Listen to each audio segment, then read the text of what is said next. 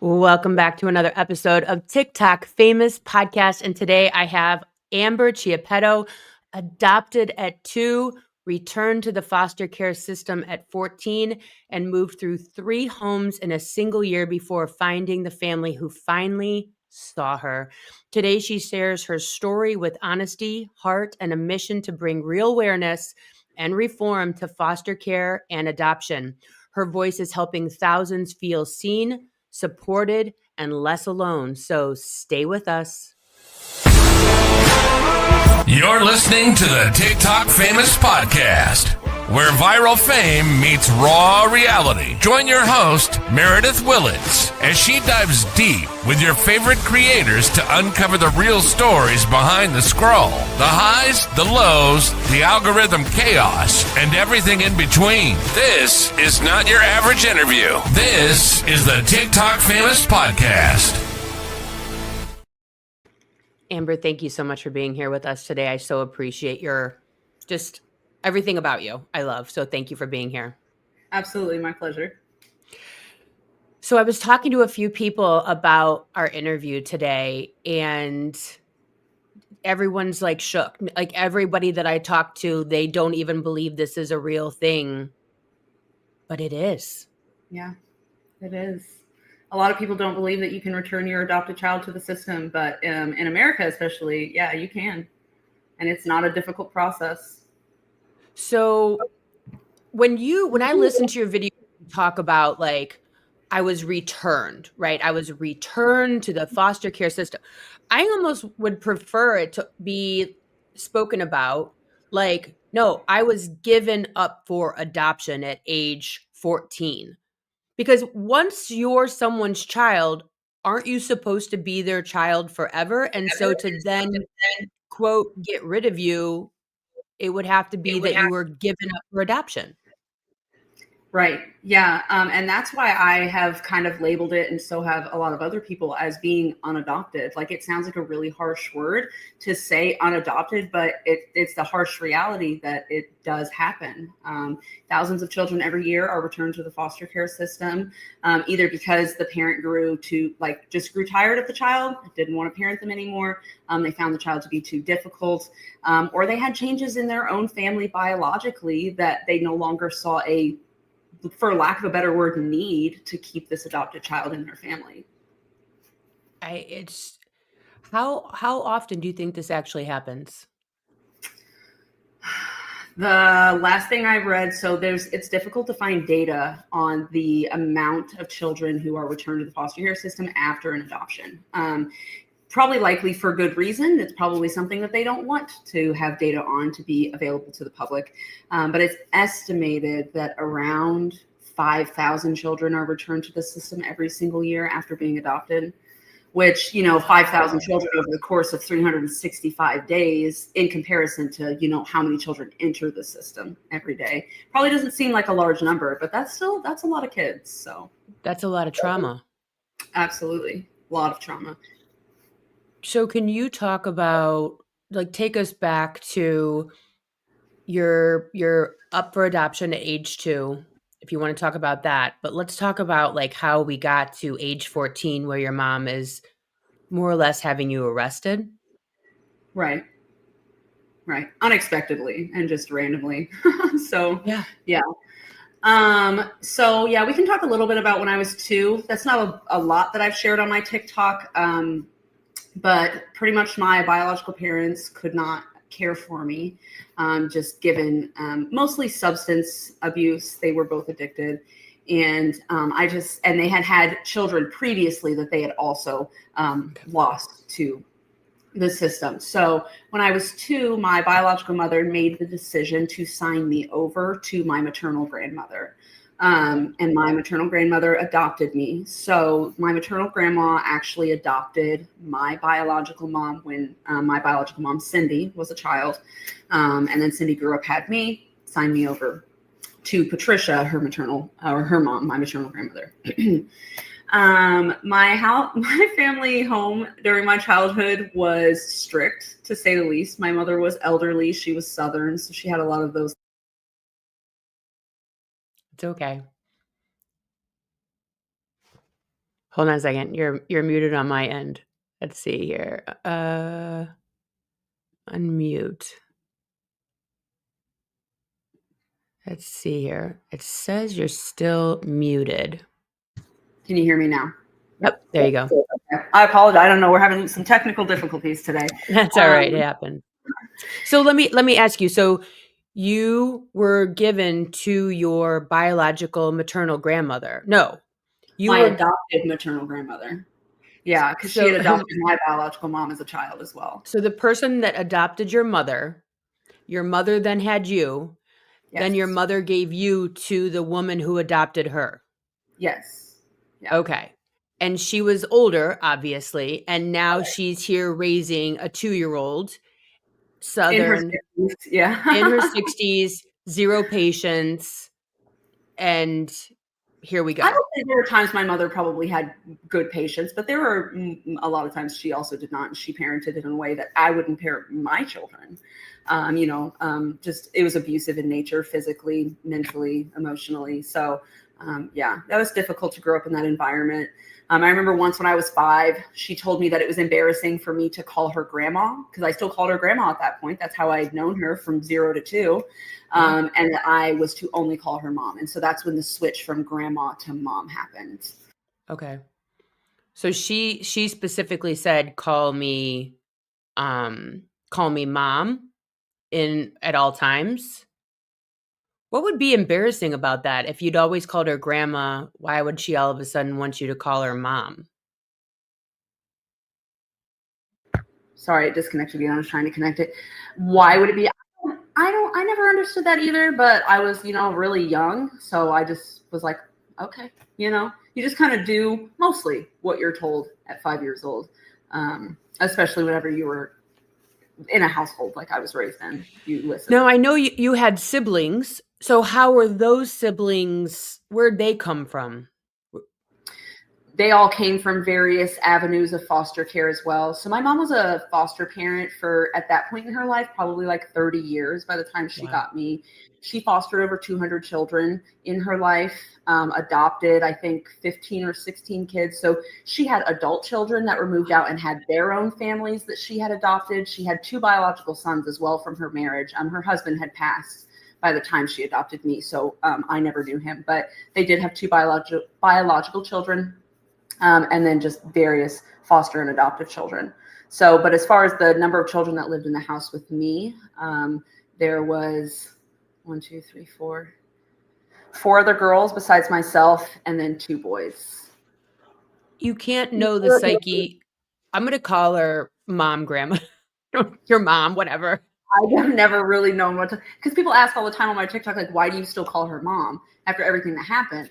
And I'm like, I don't know what else to call her.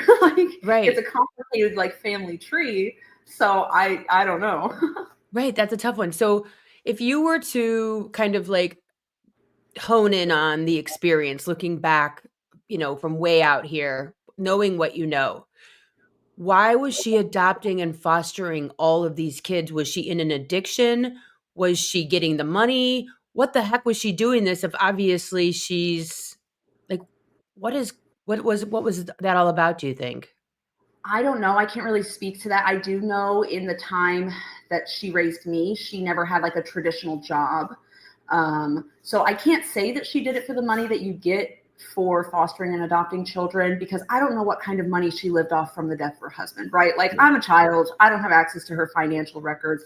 She's also elderly, so she could have been retired at this point. She's in her 60s, so I'm sure she worked her entire adult life. Maybe she's living off retirement. So I can't say that it was for financial reasons. But given the way that she would treat us, I also can't say it was out of love for children, right? So I don't know if it was an image thing to make herself look like a good person, or if somewhere inside her she really believed that the way she parented was the way she was supposed to parent and what was right, and so she really believed she did it out of love and care for children. I can't confidently speak to her reasoning behind why to take in so many children. Did you ever feel loved, squishy, cared for, snuggly, or was it food, shelter, homework, keep you alive? That's difficult. I don't remember. There wasn't a lot of like physical affection when I was a child, like cuddling or like, things that you do with like a toddler, like a 2-year-old. It's all right. If you want to just use your computer I sound, don't you know can why it's not just using my computer sound. Like because I maybe turned shut off the your Bluetooth to your phone so it doesn't like try to hook up to that. I don't know. It's a possibility. possibility. You gotta love when we have it's always something. It's either my Wi-Fi or it's not you. So trust me, it's Right. I think we're still in some sort of a retrograde. Who knows? Right. Mercury retrograde was supposed to have ended, but here we are still struggling. Mhm. Anyway, so what were we talking about? We I were talking forget what I about it. Was it more like oh, food, shelter, like keep you kids alive, like checking the box? so the reason that's difficult to say is because while there was a lot of physical punishment, there were a lot of really strict rules. There was a lot of like controlling nature from my mom and how she parented us, like just like nitpicking at us for the tiniest things all the time. Like everything was a big deal. And while there wasn't like any physical affection, there were things like Christmas presents and celebrating our birthdays. Like we never had parties with friends from school, but like she always bought a cake and presents for us to have as a family. Our clothes were always really nice. We always had food. We didn't live in some tiny crammed house with all the people who did live with us. So, and she took us to church. I've deconstructed from Christianity now, but I was raised in the church. Yeah, so it was just it's always that's always difficult for me to say if it was just like food, shelter, keep us alive, or because it was a good mix of both, I think. And it was very militant. You said that you still, I don't know, still that you struggled for a very long time with an eating disorder because of way that you ate, that you were told to eat. Right. Yeah. So I can remember I was actually just going over this with my therapist the other day because I do EMDR, and this is the thing that we're tackling right now is this booster seat I remember sitting in when I was 5 years old. And I can remember sitting in this booster seat at the counter and I'm like counting my bites. I'm going 1, 2, 1, 2, 1, 2.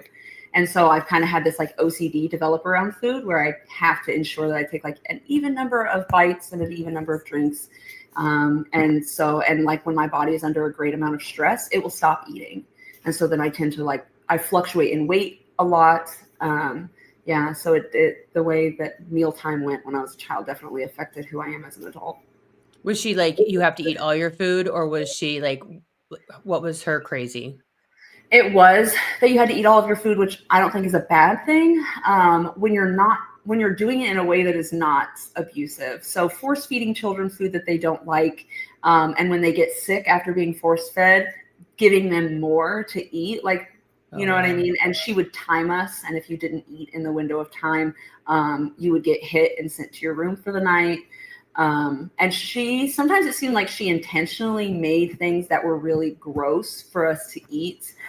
Just like weird things that she would mix together. I don't know if that was like an enjoyment and pleasure thing for her, but it felt like that sometimes. So how old would she be right now? Like in her 80s, late 70s? She was born in 1928, so she was still alive today. She would be turning 100 in a couple of years. So yeah, she'd be like 98. Yeah, so she was much older. Okay. Much But older. still, okay. I mean, like, so she was, if not silent generation, definitely boomer. So, I mean, that wasn't a very warm and cuddly era. It was like acts of service. Like Mm-hmm. there's a part of it that you look at it and you're like, okay, you know, it's just such a complex issue. So can we talk about the day that it all went down? You were at school, where were you at? I was at home. I had just gotten back from summer camp. So it was like my 4th year going to this Christian summer camp with my church. It was a week-long summer camp in Indiana. And I had just gotten back the day before. And that morning, my mom got up and she said that she had some errands to run and that she had to go to a chemo appointment because she was battling cancer at this time. And that she'd be back later in the day. And I was in charge of watching my siblings, making sure they had lunch. And she instructed me to like not let anyone go outside, which was super weird because it was summer, it was July. And like, we were not allowed to be in the house if it was nice outside, like at all. So it was just super odd. But I listened to her. And then, 2:00 rolled around and my brother and I were in the basement, kind of like digging around in boxes of like antique toys that we were not supposed to be in because we weren't supposed to be in the basement, but mom wasn't home. And I heard the back door open and close, and I was like, mom's home, like clean all this up. I'm going to go distract her, get it put away. We won't get caught.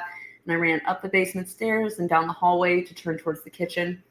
And there were 2 police officers standing in my kitchen. And they were there to arrest me. I guess you could say arrest me. They put me in handcuffs and they put me in the car and they took me to the family services building. And I learned that my mom had spent the week, I was at summer camp and that day, on adopting me or putting me back in foster care at 14. Did you see her treat your siblings the same way she treated you? Yes. I always felt like there was a higher expectation of certain things on me growing up. Because I was raised in a household where like you as a girl are being raised to be someone's wife, someone's mother, a homemaker. And so like the expectations of the house, I felt like were more on me to keep it clean, to make the meals in my mom's absence, to take care of the children. And if one of the kids did something while she was gone and I was in charge, then I would get in trouble more so than the person who did the thing they weren't supposed to do, because it was my job to make sure that they were behaving. I'm going to ask a question that's going to sound really shitty, but I don't mean it to. And while I was sitting there brushing my teeth, getting ready for this, I'm like, should I ask this? But I'm going to ask this because I think that you understand it. Do you, when you look back, go, okay, I did XYZ things wrong. I could see how I would have pushed her over the edge. I was out doing, all these things, and she just couldn't take it anymore, on top of fighting cancer, which I personally didn't know about until you just told me right this second. I was a bad kid. I was a hellion. I was the worst kid known to mankind. I had to put me back up for adoption too. No, I was not a perfect child by any means. And around the time I turned, right. And around the time I turned 14, I did start to do rebellious things. I stayed out past curfew. I didn't want to do my chores. I ran around with some kids who were maybe not the best kids. And I'm not victim blaming right now. I just want you to know, this is for the listeners. I want the listeners to hear, like, was she burning the house down? Was she killing cats? No, I was not killing animals. I was not setting fires. I started smoking cigarettes at this time. I remember one time I was caught drinking. So some things were like, but also at the same time, I feel like are like typical teenage experimental behaviors, especially when you lived in such a strict environment. Does that make my behavior okay? Absolutely not. But is it a justification for putting a child back in foster care? Also, no. And I understand. And that's what I told myself for the longest time when I was a kid and I was going through foster care is I did this, this, and this. I deserved this. And I told myself that for my entire childhood and for much of my 20s until I started going to therapy and I started sharing my story on TikTok. And it just opened this space of like, hey, this was not your fault. And that's a really beautiful thing. But I think if we consider my mom's cancer and how elderly she was and how ill she was, and maybe I was too much of a teenager for her, let's go down that road. You don't do it the way she did it, right? You don't leave the house and send 2 police officers into the home and tell lies to the police and the Christian foster care agency you were putting me in that, all these lies about me of things that I didn't do to justify what you were doing. So if it was that she just wanted to make sure I was somewhere safe before she passed, we could have gone about, it would have involved me in a conversation. You know what I mean? So, yeah. Yeah. Do you think that, or do you know that, or if the Christian adoption agency did anything to mediate during that difficult time where she's coming in and like, hey, I'm done with this kid, take her. Do you have any backstory as to whether they're like, look, why don't we all sit down? Let's work on a plan, maybe some parenting classes, maybe some therapy for Amber. anything like that, or they just like wash their hands of it? I doubt it. My mom wasn't really that kind of person. We didn't really talk about issues as a family. It wasn't like if you felt upset as the child about something when I was growing up that your feelings were heard or that they mattered, especially in regards to like how mom would treat us or speak to us or discipline us. It was just do what you're told. Like children are to be seen and not heard. You are to do what you're told. That was very much the like vibe of her parenting, I guess you could say. So no, I don't think that there was any type of mediation. And I would later find out after landing with the family that adopted me as a teenager that my mom returned me to the system through this Christian agency, but I was adopted through DCFS. And so she didn't make DCFS aware that she had put me back in care. And so she was getting Social Security checks under my name from my biological mom's passing. Because my biological mom had passed when I was 13 and I started getting Social Security checks from that. And so because she like did it in secret, put me back in care, DCFS was forwarding the checks to her. Wow. So, yeah. Did she put any other the Social Security Administration was giving them to her, but DCFS would have flagged them if she was getting them and she had unadopted me, and they would have said, "Hey, she's here now." But yeah. So now you're in handcuffs. You're at DCFS. Like, what happens? Did you talk to your mom? Were your siblings aware? What happened through all that day? Yeah. So after I was taken to the family services building or this Christian agency or whatever it was, and I was sat down and given the paperwork to show that I was being put back in the system, my new caseworker took me home to get my things. And when I walked in the door, my things were already packed for me in black trash bags. My mom had all my siblings go in my room and throw all my stuff in trash bags and leave it by the door. And I ran upstairs to make sure that they didn't forget anything, especially this stuffed rabbit that I'd had since I was a kid. And I remember my brother coming upstairs and he was like, "Hey, mom doesn't want you up here. She says you have like no right to be running around her house when your things are waiting for you by the door." And I was like, okay. So I did go downstairs to talk to my mom. And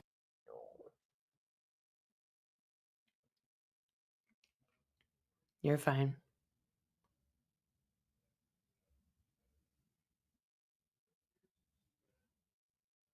We just have a technical. Are you back? It wants to fight her. Nope, can't hear you.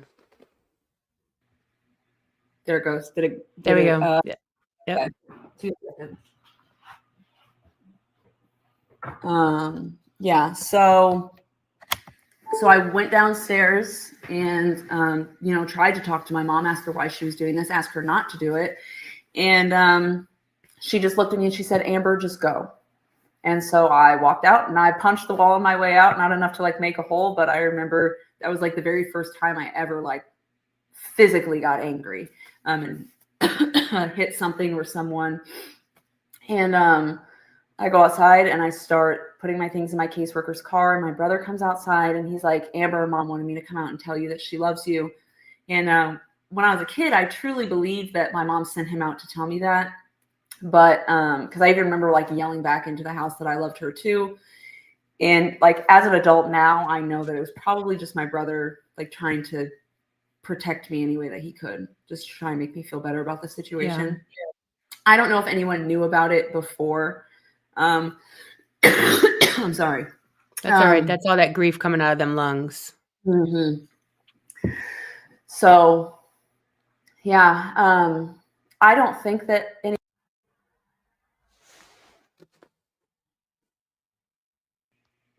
Maybe just turn your phone off so it doesn't keep picking it up. I don't know. Okay, I switched the microphone. There you go. I think. Can you still hear me? Yeah, you sound different too, so maybe that did it. Okay, perfect. I'm so sorry. It's okay. I'm not super technology proficient. You would think That's so, all right. given my age, but so yeah, I don't think any of them knew. No. Yeah. So then you spent a year going in and out of 3 foster families Yep. and foster homes. Yeah, I landed. I was at a what's called respite care home the night that everything happened. So it was just a local foster family, and then the next day I was taken to a group home in Champaign, where I was for about a month or month and a half. And Are you in Illinois? Yes, yeah. Stop it. Me too. Oh, no way. Where in Illinois are you? Western suburbs. Okay, I'm in like the Springfield area. Oh, that's so funny. We could have done this in person I know. I would have driven to you. Oh my gosh. Okay. next time. Yes. But yeah, I was in a group home for month to a month and a half. And then I was taken to my first foster home, which is how I ended up in the Springfield area. And that foster home was terrible. It was the mom appeared on the surface to other people like she was this like caring person, but she was not, and I was her target. It was like she needed someone to take all of her bitterness and anger of her own life out on, and she chose me, unfortunately. She said I just didn't try to fit in with the family, and that I just didn't fit, and I was ungrateful, and there were many times she called me slanderous, cruel names to call any person, but especially a child. I'm just thinking that the insanity of somehow it's your job to fit into the family. You have to be grateful. Like, Right. it's such psychotic thinking for like parents. Like, I want my kids to have great gratitude because I want them to look around the world and feel grateful for the floor, clothing, Right. food. Like, I want them to feel gratitude, but I don't insist them to be grateful. I don't know if that makes any sense. But like, it's that whole kids should call and kids should fix it and kids should, like, you just spent the last 6 months of your life or 3 months of your life in complete and utter turmoil, and now all of a sudden you're supposed to ebb and flow and figure out how to fit into a family that's how it is in foster care. Like when you're a foster kid, it is your job to mesh as quickly as possible with that family, to adjust your personality to match theirs, to adjust to the rules of the house, to not complain, to remember your manners at every second of every day, and to not show your grief, your pain, your emotions, the things you're going through, because those things make your foster family feel bad. Because why aren't we enough to have taken you in for you to not feel that way? There are a lot. Now, not every foster home is like that, not at all, but there are many that are. And it's when the child fails to meet the expectations of that family that you see the neglect and abuse happen. That's 4 times as likely to happen to a child simply because they are in foster care. You're 4 times as likely as a child in foster care to be neglected and abused.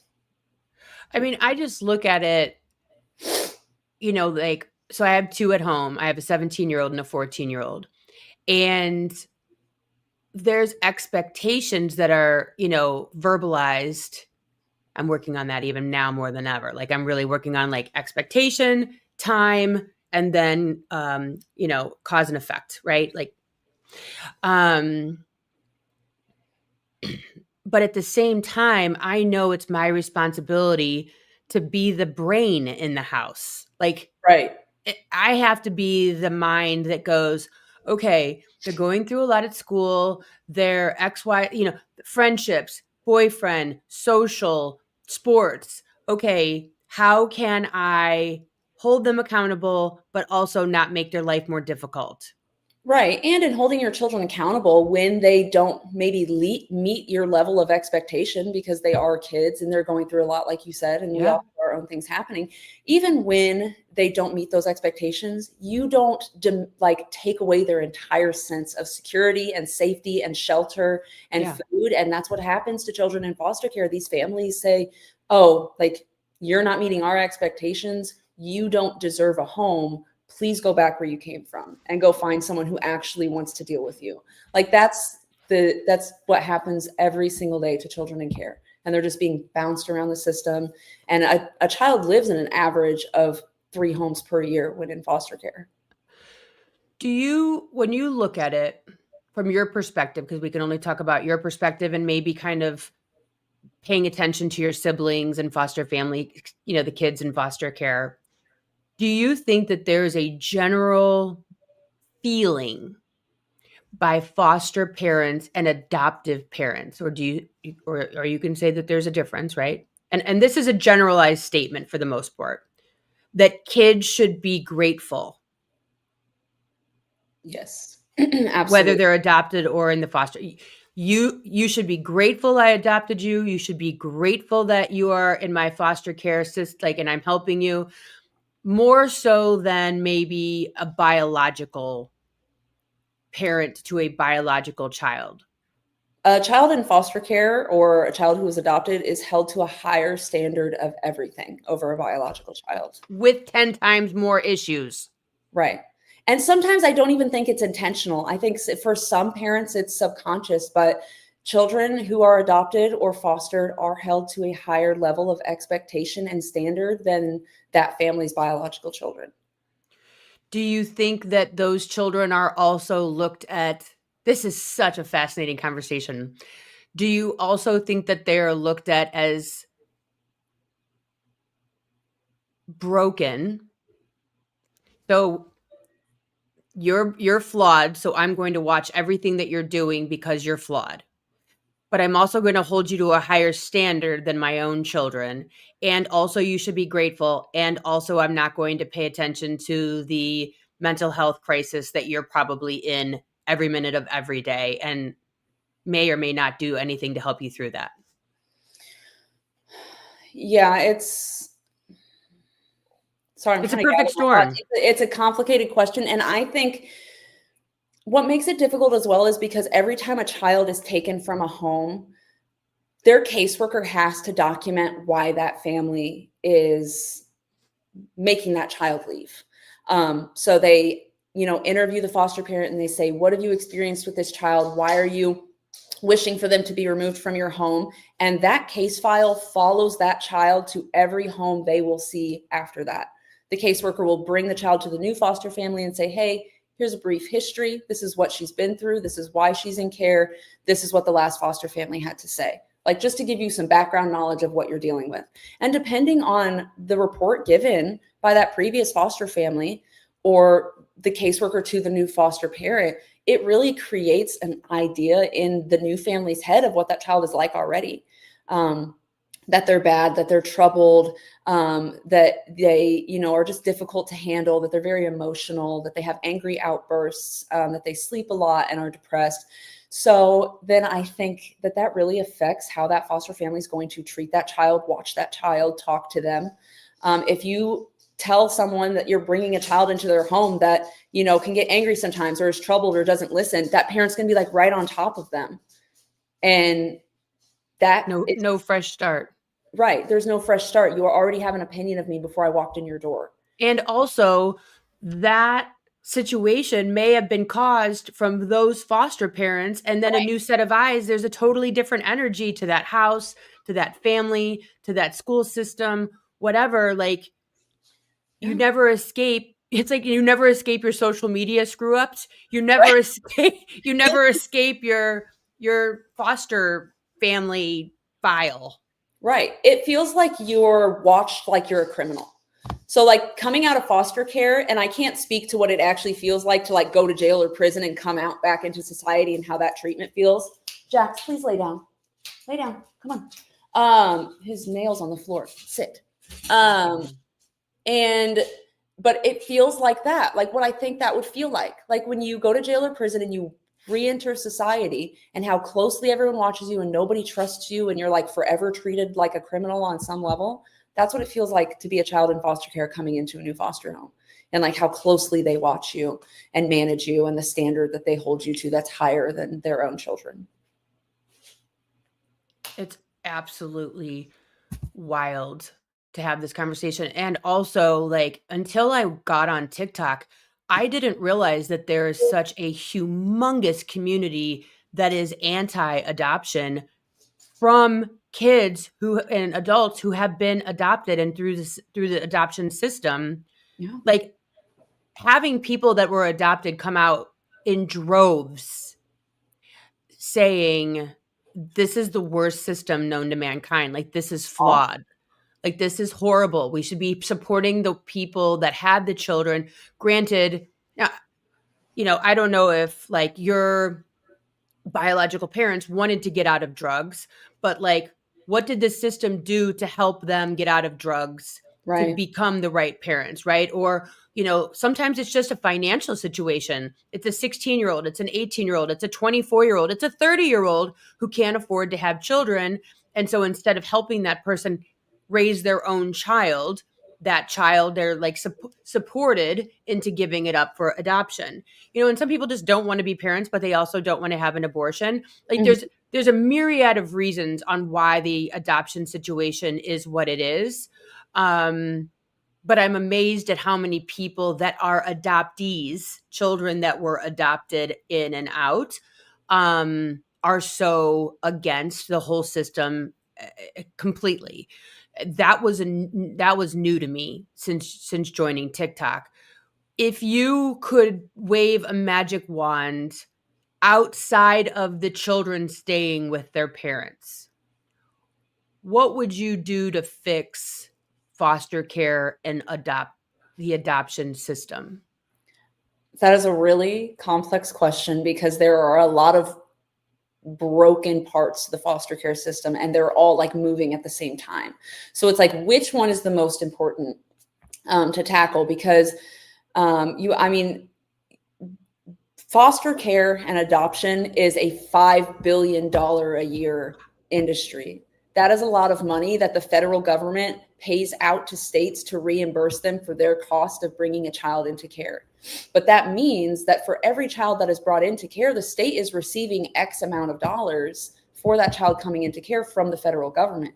It's somewhere around like $27 per day per kid. But when you look at the numbers of a child entering foster care every 2 minutes in America, that adds up. That's a lot of money coming back to these states from the government. So you first need to look at probably what is a lot of political and financial corruption that keeps this system working how it does. You have like you said, there are parents who can't afford certain things and they're labeled as neglectful, all because maybe they couldn't afford rent for a couple months or they couldn't afford food. And instead of helping, the state will take their child and put them in foster care and pay a foster parent to take care of that child when that same money could have gone to this good parent who just can't afford a few things, and you could have kept that family together. But now you've traumatized both the parent and the child and put them through a system that is unnecessary. And you hear that, you see that. I mean, I know it sounds dumb, but you see it in movies, but it's true because movies are based on real life where it's just like, I am living on the street or I'm about to have to live on the street. I have to give my baby up because I literally cannot take care of that child. But if we would have just supported that family through the first 12 months, I've talked about it on social media. My dad, he was a judge. And when people used to come in before him and they would have 1, 2, 4, 5 children, he would say, look, I'm supposed to put you in jail. I'm supposed to make you get a job. But instead, what I want you to do is go take care of your kids. We'll figure this out. Like, I want you to raise your children because otherwise your children are going to be standing in front of me in 5, 10 years because they're not going to have had a parent at home making sure that they're doing their homework and at home and being responsible. Like, I think that it's like, oh, adoption, great. And I've become so heightenedly aware of, you hear these parents that are like, yes, we were supposed to get the baby and the mom changed their mind. And I can't believe they did this to us. And that was our baby. And now we're so aware through education on TikTok and social media of like, the end game is not that you take someone else's baby.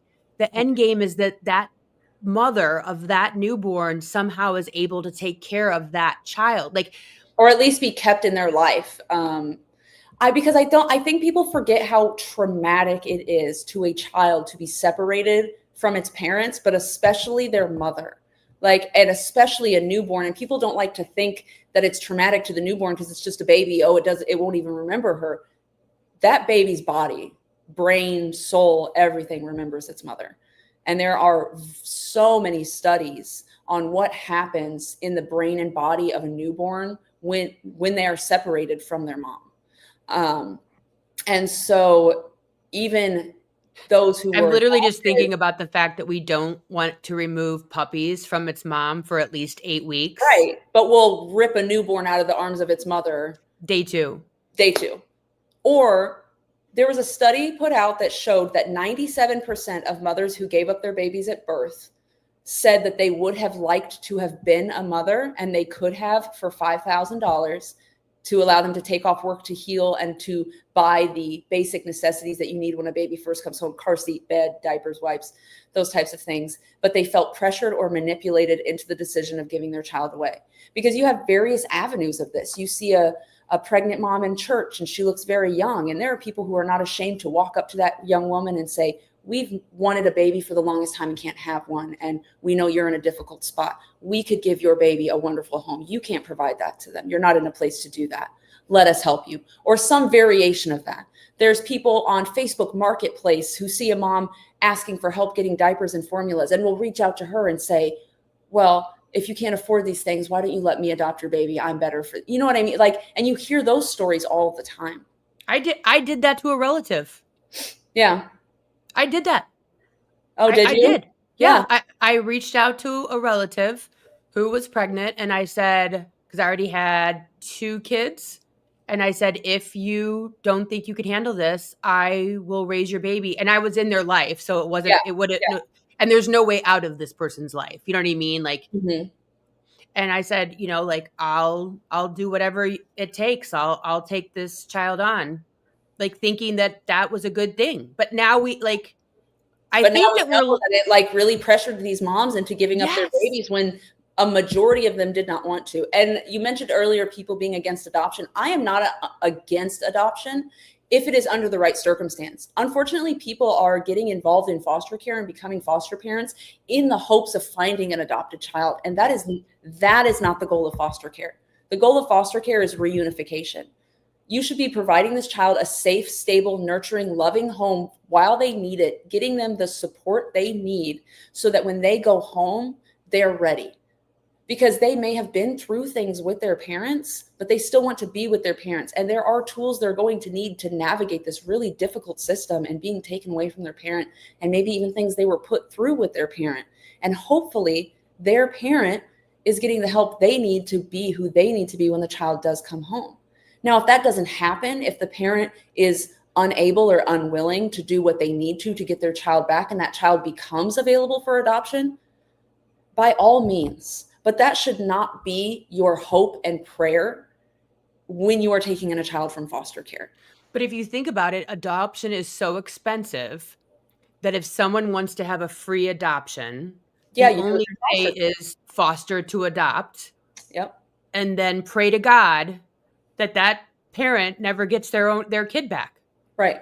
Like, you are praying for a child to continue to live in crisis and to experience trauma, because that's what's happening.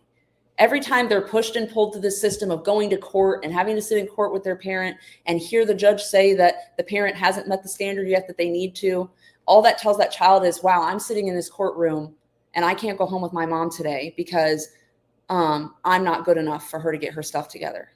You know what I mean? So the child tells themselves that, and you are praying for them to continue to go through that process so that they go through enough court dates that the courts relinquish the right of the parent and you get to adopt them. That is awful.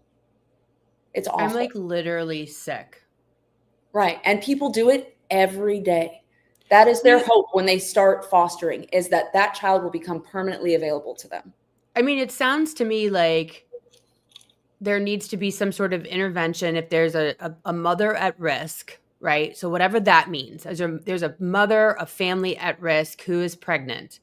How can we intervene? So instead of sending $27 a day to a foster care system, we could send $27 today, per day or whatever, hook them up with what they need and support that parent family through the first year, etc. So there's step A. Step B sort of sounds like we remove the foster to adopt and make adoption less expensive. Right.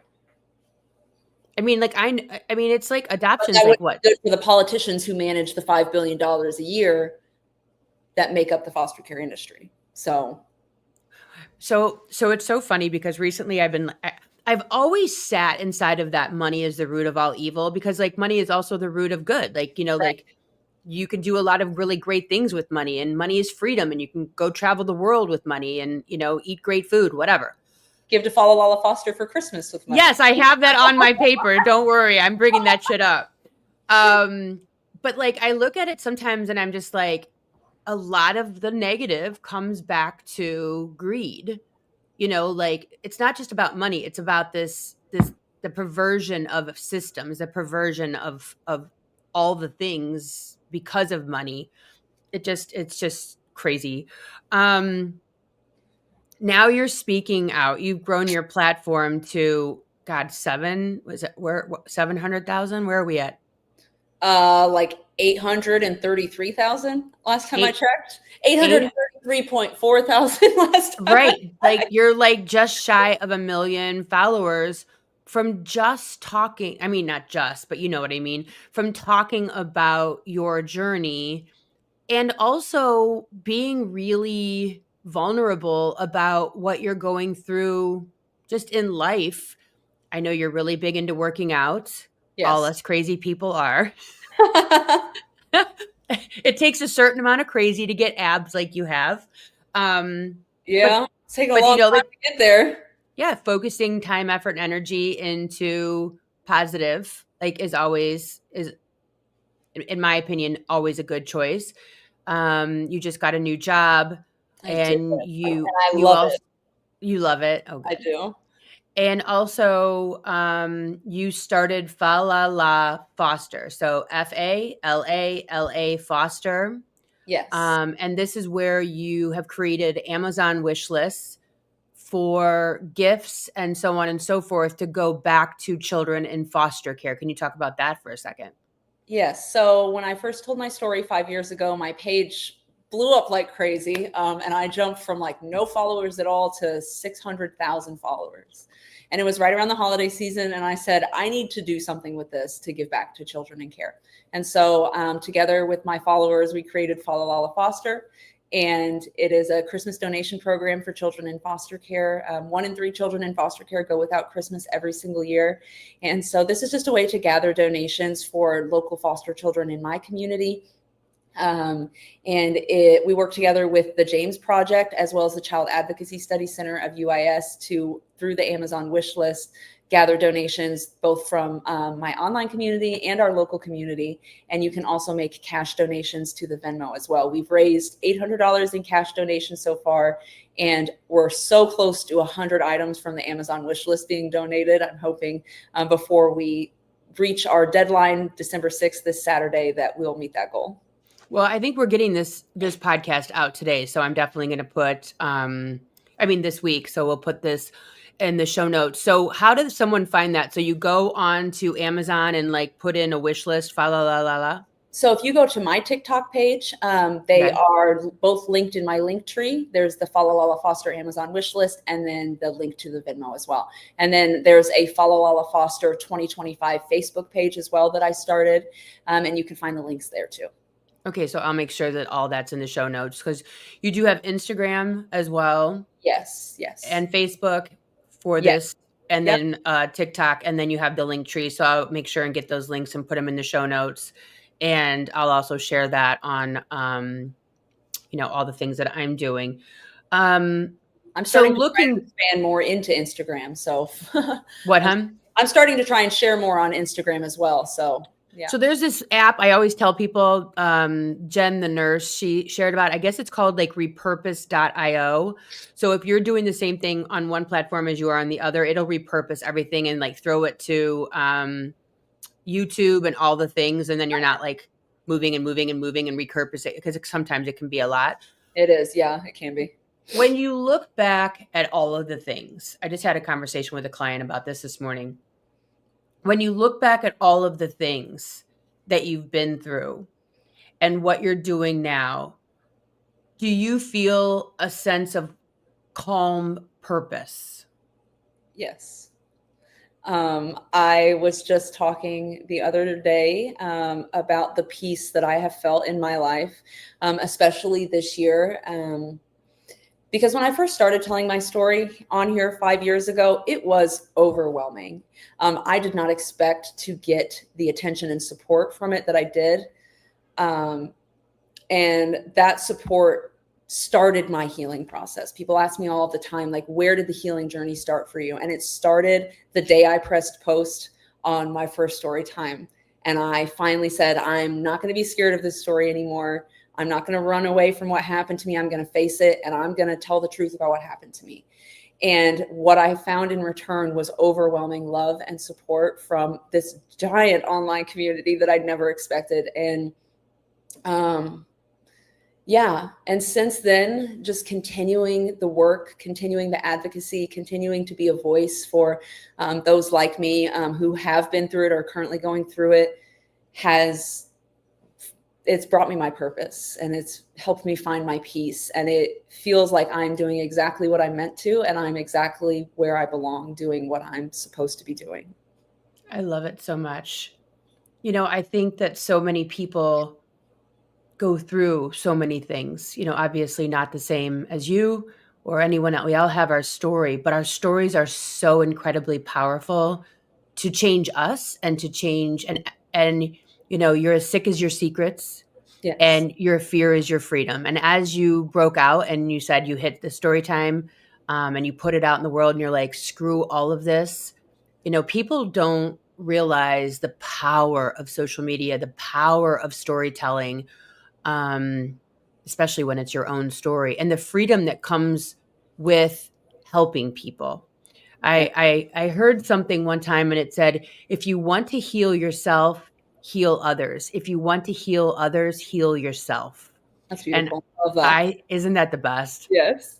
I wish I knew who said it, but I just think that you are a perfect example of healing others, which then is also healing you and giving you purpose and giving you an opportunity to give back and giving you a platform that is so incredibly, I don't know if the word is deserved, but the fact that you went through it and you're willing to put it out there, then it's therefore deserved. There's a lot of people with great voices, but only certain ones who grab a microphone. And so I'm just so incredibly blessed that you grabbed that microphone and you're doing all the things and sharing all the things, and hopefully change will come from that, because only through our stories, does change happen, Absolutely. Yeah. And people, I have had criticism over the years of why share something so personal, why be so vulnerable in the things that happen to you, why share so many details of your personal life. And it's exactly like you said, because not only has it brought me healing and taken back the power from what happened to me, but more than anything, it has allowed me to help other people. And at my core, that's the person that I am. I enjoy connecting to others. I like being someone that people know that they can rely and trust on, like that they can rely on and trust. And I just enjoy helping people. Yeah. Like if I can help someone else find their inner strength, the strength they need to take back the power from what happened to them, if that's only one person in my entire life from telling my story, that would have been enough for me. But I get messages every single day from so many people seeking my advice or thanking me for helping them, telling me that I've given them strength or inspired them to tell their own story. That to make that impact on the world feels incredible. And I'm very blessed to have been given the platform that I've been given to do that.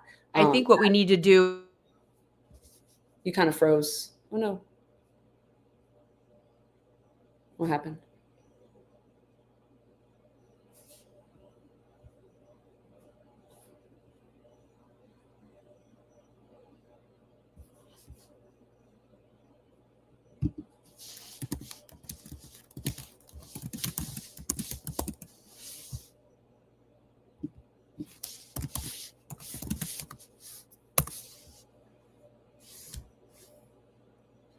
Still being heard. Can you hear me? I can hear you. Yeah, Are you back? Oh, there you go. Now you're back. And I think I'm kind of like lagging now.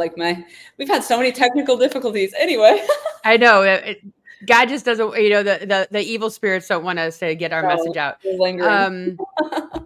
But you know what? Like I could see you creating some sort of like foster parent checklist. Like, are you holding your foster children at a higher level than you're holding your own children? Are you scrutinizing them? Are you understanding and remembering every single moment that this child is dealing with difficulties? Like, there's so much perspective that you have from so many different perspectives. And now being an adult looking back, like you just are carrying so much wisdom. And I'm so blessed, and I'm so happy that you came and decided to share your story here.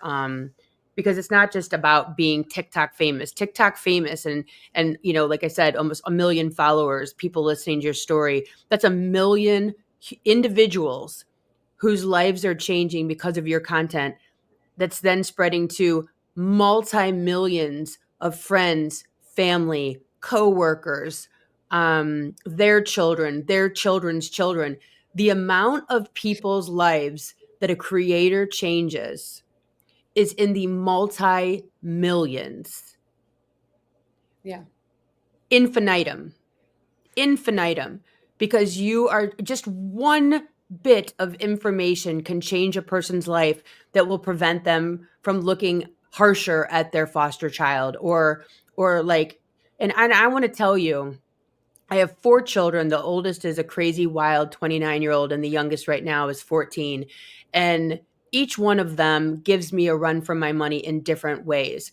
And I want to tell you from the bottom of my heart, there is absolutely nothing that you could have done that would have justified you being put back up for adoption. It was never you. It wasn't about you. It was that other person, your adoptive mother's inabilities to cope for whatever her reasons were. But I want you to know, from a mom, you were perfect. Or some variation of it, I suppose. Yeah. You were a perfect teenager. You were a perfect 14-year-old. You were a perfect 13-year-old. And your journey has led you to today, and nothing was out of order.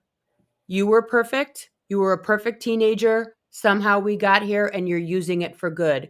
But never, ever in your heart ever question that, because believe me when I tell you, the drinking, the this, the that, was it good? No. However, you were in alignment with a 13 and 14-year-old. So just, take that with a grain of salt. But I wanted you to know before we hung up that you were a perfect teenager who deserved all the love in the world. But where we ended up on your journey, you're doing all the things. And so for that, we are all grateful. And I'm so grateful for everyone who's given me this platform and allowed me to have this voice to speak out for others and to speak out for change. And just for letting me tell my story and for loving and supporting and encouraging me through that. It's changed my life. You're doing it, girl. All right, everybody. Well, thank you so much for being here again for another episode of TikTok Famous Podcast. And I will see you all here next week. Bye. Bye. Thanks for tuning in to the TikTok Famous Podcast with Meredith Willits. If you're loving the unfiltered stories and behind-the-scenes truths, be sure to subscribe, leave a review, and share the show. Until next time, let's get famous.